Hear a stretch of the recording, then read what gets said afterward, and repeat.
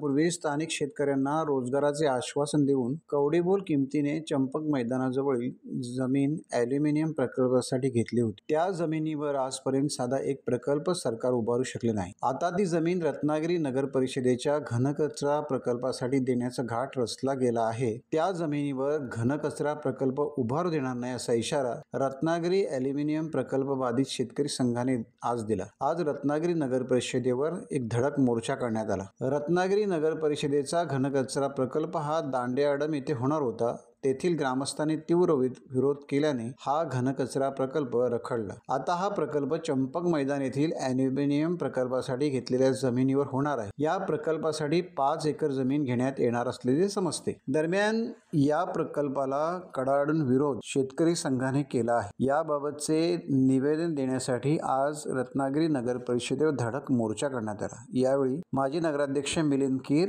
Rajendra Ayre, advocate Ashwini Agashe, Umesh Khandkar, Vilas Sawant व इतर शेतकरी उपस्थित होते। शेतकरी बांधव रत्नागिरी शहरातले लोक आहोत आणि रत्नागिरी शहरातले लोक रस्त्यावर उतरून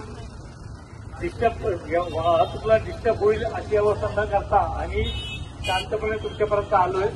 नगर परिषदेच्या मुख्याधिकाऱ्यांना आम्ही भेटणार आहोत। हा आमचा 12वा ते 13वा मोर्चा असेल। मोर्चा नाही म्हणता येणार याला, एक निवेदन देण्यात आलेलं आहे। निदर्शन करून निवेदन देणार आहोत। यापूर्वी आम्ही कलेक्टर साहेबांना 5 वेळा निवेदन दिले। 4 वेळाच्या मोर्चा स्वरूपात पण आम्ही आलो आणि टाइम्स डिजिटलला लाईक करा, सबस्क्राईब करा, शेअर करा आणि बेल आयकॉन दाबायला विसरू नका। पाहत रहा टाइम्स डिजिटल।